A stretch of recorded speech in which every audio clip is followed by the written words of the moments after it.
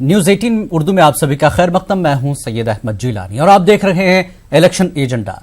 Election agenda में आज हम बात करेंगे कांग्रेस में प्रियंका को वाराणसी से लड़ाने का मुतालबा क्या है, इसके पीछे की सियासत। जहां लोकसभा इंतखाबात के मरहले जैसे जैसे आगे बढ़ रहे हैं वैसे वैसे कांग्रेस पार्टी में प्रियंका गांधी को चुनावी मैदान में उतारने की मांग बढ़ रही है। प्रयागराज और अयोध्या की कांग्रेस यूनिट ने पार्टी आलाकमान से प्रियंका को यहां से चुनाव लड़ाने की अपील की है। कांग्रेस के कई लीडर चाहते हैं कि प्रियंका वाराणसी से वजीर आजम के मुकाबले चुनाव लड़े।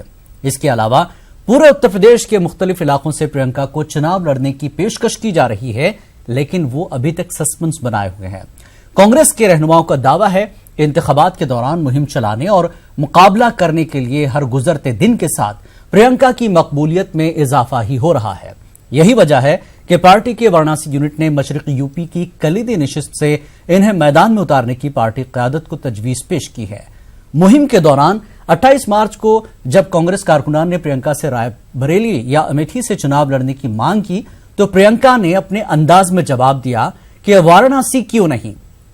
इसके अलावा इलाहाबाद कांग्रेस यूनिट ने पार्टी आलाकमान से प्रियंका को गांधी खानदान की रिवायती सीट फूलपुर से चुनाव लड़ाने की अपील की, जहां से मुल्क के पहले वजीर आजम जवाहरलाल नेहरू ने इंतखाब लड़ा और जीत हासिल की थी। प्रियंका को चुनाव लड़ाने की कांग्रेस पार्टी में चल रही कोशिशों पर यूपी के नायब वजीर आला केशव प्रसाद मौर्य ने कहा कि वो प्रियंका की मुहिम का जायजा ले रहे हैं, जबकि यूपी के वजीर मोहसिन रजा ने प्रियंका के लिए कहा था कि वो एक मौसमी परिंदे की तरह है जो इंतखाबात के बाद गायब हो जाएंगे। सवाल यह है कि क्या प्रियंका वजीर आजम को टक्कर दे पाएंगी या बार बार मुतालबा करके कांग्रेस अपने नंबर बढ़ाना चाहती है। और अगर प्रियंका को कांग्रेस वाराणसी से उतार भी दे तो क्या होगा, क्या है इसके पीछे की सियासत, इसको समझने की आज हम कोशिश करेंगे, क्योंकि उत्तर प्रदेश एक ऐसी बड़ी रियासत जिसका रास्ता सीधे दिल्ली जाता है। इसी वजह से 2014 के इंतखाबात को हम नजर डालें तो वजीर आजम नरेंद्र मोदी ने उत्तर प्रदेश को चुना और उसमें वाराणसी को चुना। हालांकि वो गुजरात से भी उन्होंने एक सीट पर इंतखाब लड़ा। दोनों जगह से वजीर आजम नरेंद्र मोदी ने कामयाबी हासिल की। और कांग्रेस की हालत जिस तरह से 2014 से लगातार मुख्तलिफ रियासतों में पिट रही थी कांग्रेस, उसको देखते हुए राहुल गांधी, सोनिया गांधी, एक तरह से जो कांग्रेस का कहा जाता है कि प्रियंका एक आखिरी पत्ता है, उसको इस बार यानी 2019 के लोकसभा इलेक्शन में इस्तेमाल कर रही है। लेकिन उत्तर प्रदेश का ऊंट किस करवट बैठेगा, उत्तर प्रदेश की सियासत का 2019 में क्या रुख होगा, उत्तर प्रदेश में जिस तरह से बीजेपी को एक भरपूर कामयाबी मिली थी, क्या वो कामयाबी उत्तर प्रदेश में बीजेपी को मिलेगी? कांग्रेस क्या अपना एहसास दिला पाएगी उत्तर प्रदेश में, चूंकि सिर्फ वहां पर सोनिया गांधी और राहुल गांधी ही नजर आए 2014 के बाद से। 19 में प्रियंका क्या कुछ कर पाएंगी, इस पूरे मामले पर बात करने के लिए कुछ खास मेहमान हमारे साथ हैं। सैफ खान कांग्रेस लीडर हैं और नवीन कुमार तर्जुमान बीजेपी हैं, निगहत अब्बास सियासी तज्जिया निगार है। आप तीनों का खैर मकदम स्वागत है। सवाल यह है, सैफ खान कांग्रेस से हैं आप, प्रियंका गांधी 2019 में आई हैं, क्या कर पाएंगी?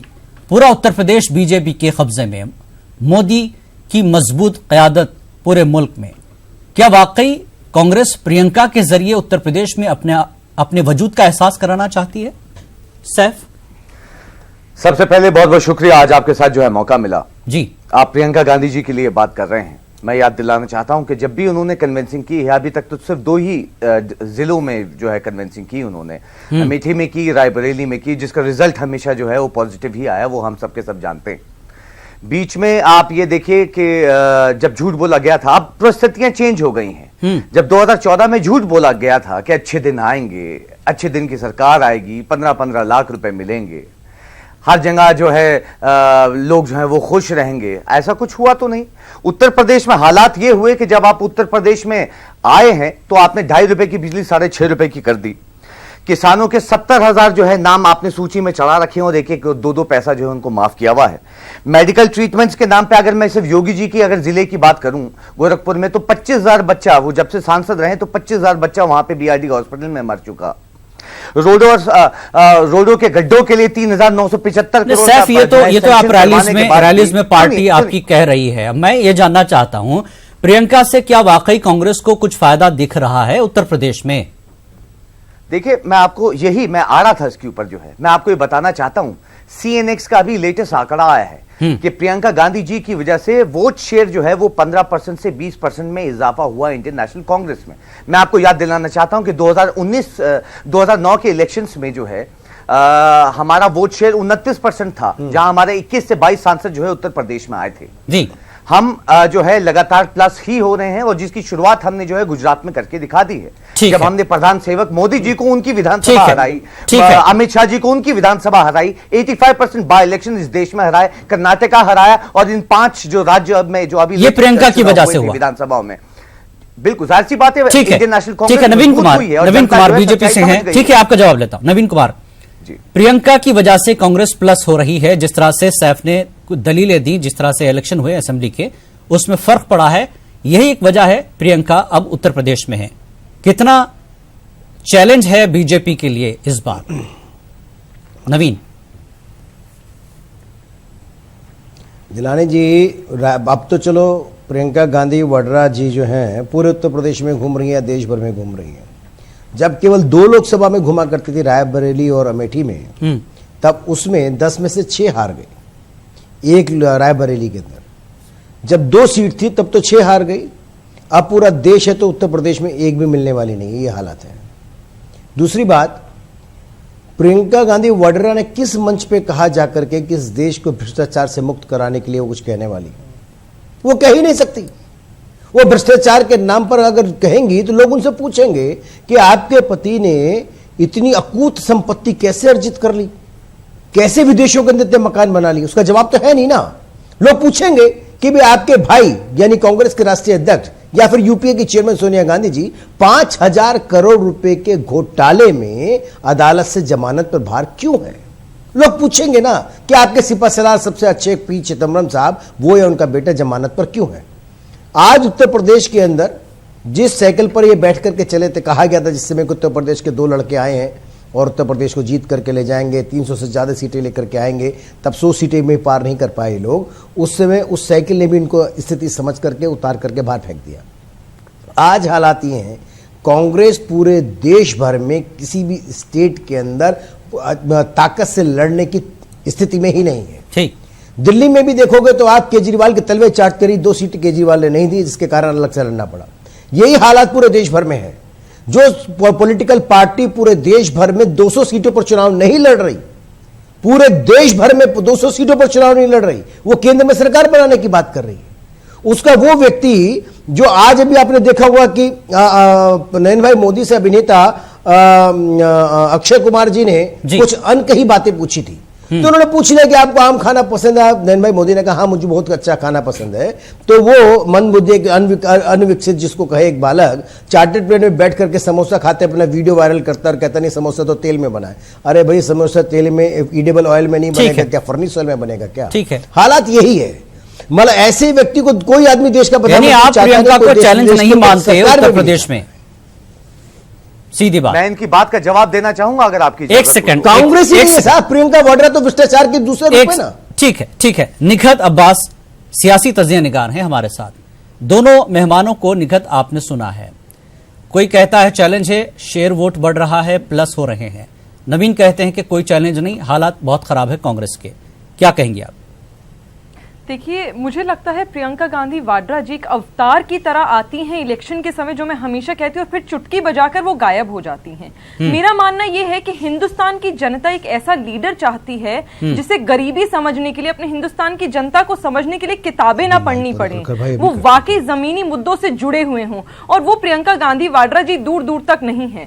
जो पार्टी अपने फर्जी वाड़ों का जवाब नहीं दे पा रही, वो जनता के लिए क्या करेगी? 55 साल हमारी जनता ने, हिंदुस्तान की जनता ने यूपीए की सरकार को दिया। अगर इतना ही अच्छे थे और इतना ही कुछ कर सकते थे तो इतनी भारी बहुमत से बीजेपी की सरकार 2014 में नहीं आई होगी। नहीं, लेकिन सैफ का कहना यह है कि जिस तरह के वादे बातें की गई थी उस पर यह सरकार बनी है, तो अब इसका जवाब बीजेपी के पास है नहीं, बीजेपी दिखा नहीं पा रही है काम, यह कहना है कांग्रेस का।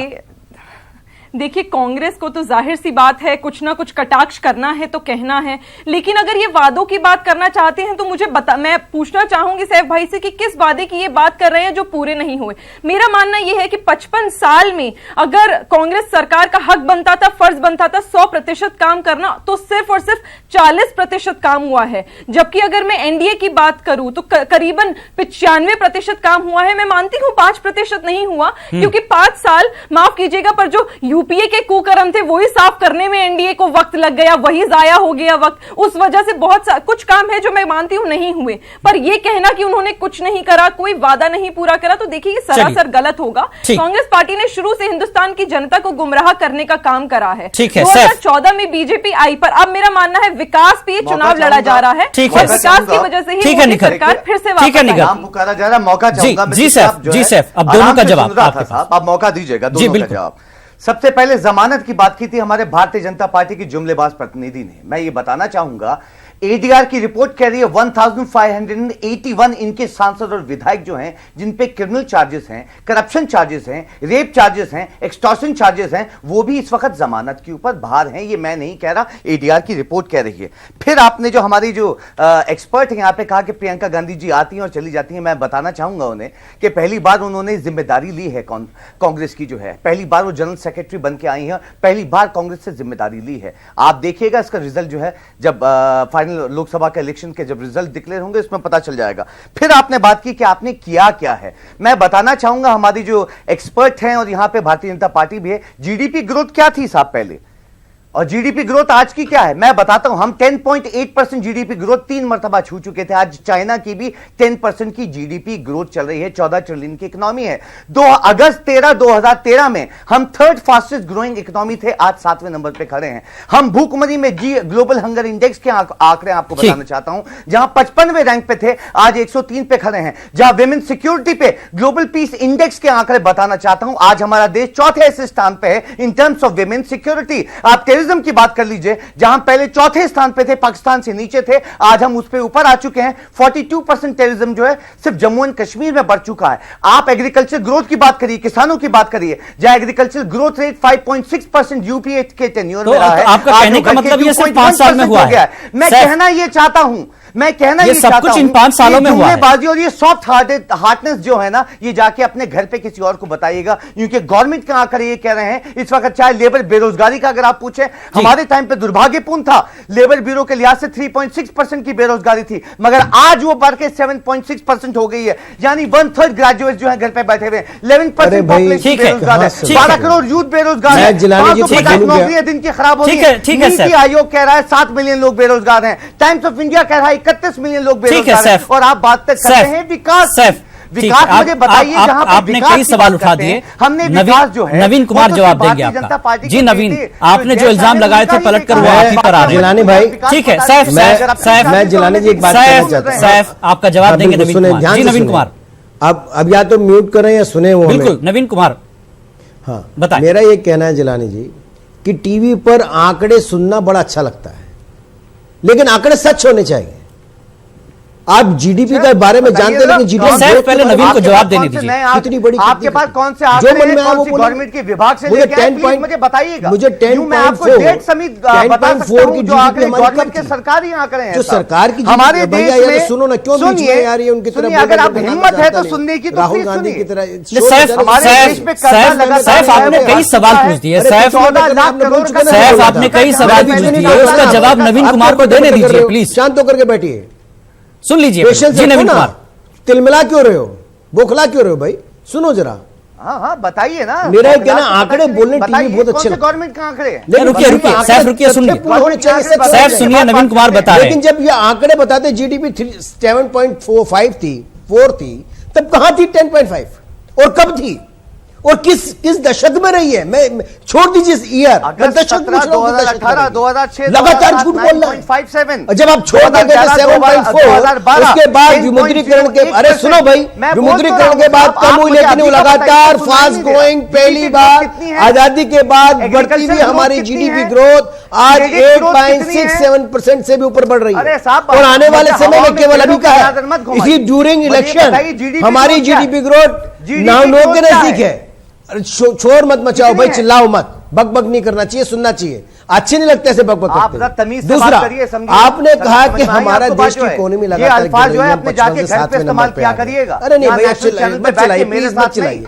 अरे आप शांत रहे ना, सुने अजीब क्यों बेकार के ब्रेक शोर ठीक है, सैफ आप सुन लीजिए, सुनिए ना, जब सैफ आप सुन लीजिए, बदतमीजी मत सैफ आप करिए ना, सुन मैं लीजिए, बोल नवीन रहा कुमार हूं। की बात पूरी हो जाए। सुनिए सैफ, बदतमीजी मत करिए, जी, मेरा जी, निवेदन है, जरूर बदतमीजी पूछिए, मत मैं नहीं, करिए। आपको मौका दूंगा सैफ, सैफ आपको मौका दूंगा, आपने काफी सवाल कर दिए, उसका जवाब सुन लीजिए। आप कम जी, से नवीन कम कुमार। यह मत बोलिए।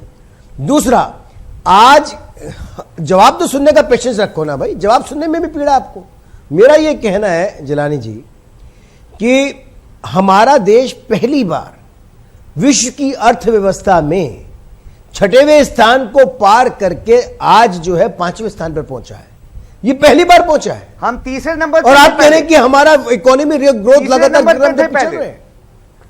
दूसरा 2013 डेट भी दूसरा, ले लीजिए। विश्व में विश्व की ताकत में अंतरिक्ष, अरे सुनो भाई, बीच में फिर मैं कहूंगा बकबक कर रहे हो तो आपको छोड़ो, उसकी तरह मत बोलिए ना जो सड़कों पे चिल्लाते रहते हैं। शांत रहिए। झूठ क्यों मेरा बोलते कहना हैं यह फिर चैनल पे है बैठ कि के? जिस प्रकार से आपने चाहे नीचे अंतरिक्ष में पहुंचा लगाइए, दिया ना, चाहे सीमा पे ग्रोथ लगाइए। रेट जो है हमारा। पहली बार इस हमारा देश भारत जो सुरक्षा के मामले में, अंतरिक्ष के मामले में विश्व की तीसरी बड़ी ताकत है।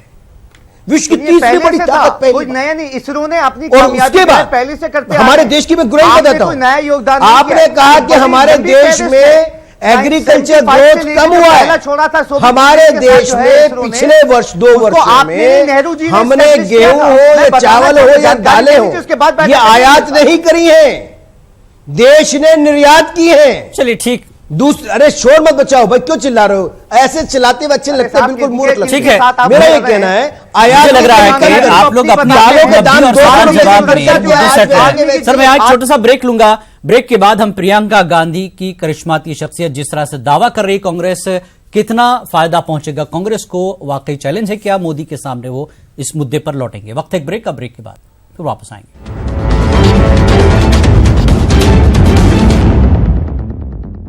इलेक्शन एजेंडा में हम बात कर रहे हैं प्रियंका गांधी। क्या करिश्माती इतनी शख्सियत है कि वो वजीर आजम नरेंद्र मोदी को इस बार टक्कर देगी वाराणसी में? सैफ, सीधा सवाल, अब भटकेंगे नहीं मुद्दों से। क्या प्रियंका गांधी वजीर आजम नरेंद्र मोदी को टक्कर दे पाएगी उत्तर प्रदेश में, जहां पे कई सालों से कांग्रेस की जमीन नहीं है?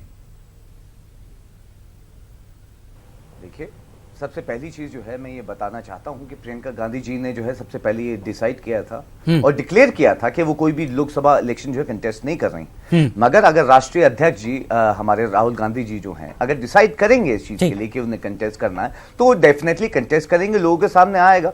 मगर बहरहाल के लिए ये अफवाहें हैं, मैं सो इसे अफवाहें कहूंगा कि वो वाराणसी से कंटेस्ट कर रही हैं। नहीं, लेकिन कांग्रेस के कई लीडर अपने नंबर तो नहीं बढ़ा रहे हैं कि यहां से लड़िए, यहां से लड़िए। जब वो खुद कह रही हैं, एक जगह जब उनसे कहा गया कि आप अमेठी या बरेली से लड़े, तो उन्होंने कहा कि वाराणसी से क्यों नहीं, ये सवाल उन्होंने कर दिया। इसका मतलब कहीं ना कहीं है मन में कि यहां से लड़ा जाए। तो फिर कांग्रेस अभी तक इंतजार क्यों कर रही है? उनकी अपनी मर्जी है प्रियंका जी की जो है, वो हमारे राष्ट्रीय अध्यक्ष जो है डिसाइड करके जो है उसे बताएंगे और जनता के सामने आएगा। फिलहाल के लिए ये सब अफवाह हैं कि जो है वो कंटेस्ट वहां से करना चाह रही हैं। अगर वो कंटेस्ट करेंगी तो उन्हें कोई रोकने वाला भी नहीं है और हम सीना ठोक के जो है वहां पे कंटेस्ट करवाएंगे और साथ में होंगे, इसमें कोई दो राय नहीं। क्या नवीन कुमार क्या वाकई लगता है कि क्योंकि वजीर आजम नरेंद्र मोदी इस बार एक जगह से चुनाव लड़ रहे हैं, वाराणसी पर उनका भरोसा है एक तरह से, कांग्रेस बीजेपी फिर इतने जो है सवाल क्यों उठा रही है? प्रियंका गांधी जब कुछ है नहीं, मोहसिन रजा कहते हैं मौसमी परिंदा है, हम देखेंगे, दम है तो यहां से लड़ लो, वहां से लड़ लो, इस तरह की बातें बीजेपी लीडर्स भी कर रहे हैं। जब है ही नहीं कोई हैसियत तो फिर क्यों इतने सवाल उठ रहे हैं बीजेपी की तरफ से? हमने तो केवल उन सवालों का जवाब दिया है, जी, हमने उन सवालों का जवाब दिया है जो उनके लोग लगातार कह रहे हैं। वैसे तो समझौता हुआ सपा बसपा में, लेकिन बसपा की भी कोई हिम्मत नहीं पड़ी, सपा की गठबंधन में आई थी सीट वाराणसी काशी की, कि वो भी कोई उम्मीदवार उतार सके। और रही बात कांग्रेस, हो सकता है जिस तरह से राहुल और सोनिया के लिए सीट छोड़ी गई उत्तर प्रदेश ईस्टर्न की, एसपी बसपा कहीं यही इंतजार में तो नहीं है? हाँ, कांग्रेस ईस्टर्न यूपी की कांग्रेस की तरफ से इंतजार में तो नहीं है एसपी बसपा? मैं यही कह रहा हूं, जो ईस्टर्न यूपी की जो इंचार्ज हैं, ईस्टर्न यूपी के इंचार्ज जो हैं वो प्रियंका गांधी वाड्रा हैं और वो कह रही हैं कि मुझे तो चुनाव लड़ना चाहती हूं, बार बार इच्छा जता रही हैं। अगर ईस्टर्न यूपी की सारी टिकटें प्रियंका गांधी वाड्रा ने ही तय करी है, जैसे सबको मालूम है, तो उनकी बात को, इसका मतलब कि उनकी पार्टी के राष्ट्रीय अध्यक्ष या फिर यूपीए की चेयरमैन जो है वो उनको तवज्जो नहीं देती हैं या उनकी बात की कोई वैल्यू नहीं है। या तो ये कहा जाए, ये तय तो करें ना क्या करना है। अरे भाई आपने लड़ना तो लोकतंत्र है, सबको चुनाव लड़ने का अधिकार है। ठीक, किसने कहा कि नहीं लड़ो? अरे वहां से सोनिया गांधी भी लड़ सकती हैं, यानी राहुल गांधी भी लड़ सकते हैं, यानी मोदी के प्रियंका गांधी वाड्रा भी लड़ सामने सकती एसपी हैं, बीएसपी भी अभी ममता हिम्मत बनर्जी भी नहीं आकर दिखा लड़ पाए, सकती हैं, इसलिए कोई भी लड़ उम्मीदवार सकता नहीं उतारा है। लेकिन बिल्कुल ठीक है। निगत उत्तर प्रदेश कोई उम्मीदवार नहीं नई उतारा है। जगह नहीं मैं है। दूसरी कांग्रेस बात ये के भी लिए कहना चाहता हूं, एक वक्त एक रहा छोटा सा- कांग्रेस का दबदबा रहा, ठीक है। मेरे- सोनिया और राहुल अभी यूपी में है, कितने नंबर आप देंगी? क्योंकि नरेंद्र मोदी गुजरात छोड़कर उत्तर प्रदेश आकर हिम्मत दिखा रहे हैं, लेकिन कांग्रेस को काफी मेहनत करनी पड़ रही है उत्तर प्रदेश में। निखत, देखिए, कांग्रेस मेहनत कर रही है, अच्छी बात है, मेहनत करेंगे, लेकिन फल इस बार उन्हें नहीं मिल पाएगा, क्योंकि वो मेहनत ताज्जुब की बात है सिर्फ चुनाव के समय करते हैं। जब 55 साल के लिए सत्ता में थे तब तो मेहनत कर नहीं पाए। आज अगर आके ऑल ऑफ अ सडन वो मेहनत करने की कोशिश करेंगे तो वो ज्यादती होगी, गलत बात है, ऐसा नहीं करना चाहिए था। क्योंकि यहाँ पे सपा और बसपा के गठबंधन की बात आई, तो आप देखिए कितनी महत्वपूर्ण बात है कि मायावती जी जो ये कहती थी कि मुझे तो सपा के गुंडे खुले मारने के लिए ढूंढ रहे हैं, आज जाकर उन्हीं के साथ गठबंधन करती हैं। उसके बाद हमें भूलना नहीं चाहिए कांग्रेस के ही प्रत्याशी शत्रुघ्न सिन्हा साहब ने क्या कहा। उन्होंने जाकर अखिलेश यादव जी के लिए यह कह दिया कि मुझे तो यह लगता है कि पूरे विश्व में, आज हिंदुस्तान में सबसे ज्यादा जो अच्छे कैंडिडेट है पीएम के लिए वो है अखिलेश यादव जी। तो देखिए, पर्दे के पीछे तो इनका गठबंधन हो ही रहा है। अगर नहीं हो रहा होता तो इस बात पे कांग्रेस के प्रवक्ता, कांग्रेस के पूर्व राष्ट्रीय अध्यक्ष और प्रियंका गांधी वाड्रा जी भी कुछ कहती। इनकी चुप्पी साधने का मतलब यही है कि इन्होंने दरवाजे और खिड़कियां खुली रखी हुई हैं और गठबंधन कहीं ना कहीं बैकएंड में हो चुका है ऑलरेडी। ठीक है। सैफ, लास्ट पॉइंट आपका लूंगा, सबसे पहले बहुत कम वक्त। जी देखिए, सबसे पहली चीज मैं ये क्लियर करना चाहता हूं कि अभी मैंने जो है सरकारी आंकड़े, गवर्नमेंट के अचीवमेंट्स के आंकड़े रखे, तब भी मुझे समझ में नहीं आता कि अगर आप समझना नहीं चाहते, फेवरिज्म दिखाना ही चाहते, तो ये आपकी मर्जी है। तब भी मैं बताना चाहूंगा, इलेक्ट्रिफिकेशन के लिए 58,20,000 विलेजेस वो नवीन ने जिस तरह से सवाल उठाया, सब कुछ आप कांग्रेस तय कर रही है, तो किसने रोका प्रियंका को इलेक्शन लड़ने से? देखिए, विडंबना यही है कि इनसे सवाल पूछा जाए तो ये गोल गोल घुमाते हैं।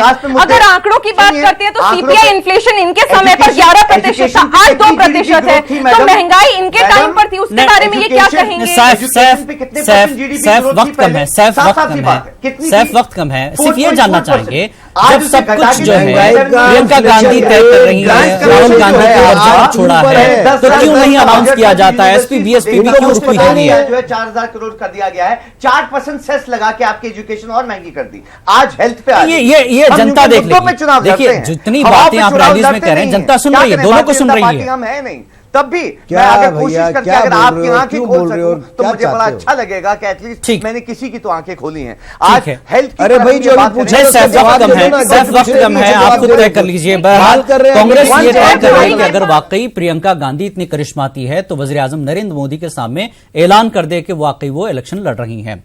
बहुत बहुत शुक्रिया आप तीनों मेहमानों का इस मुद्दे पर बात करने के लिए। इलेक्शन एजेंडा में आज फिलहाल इतना ही। आदाब।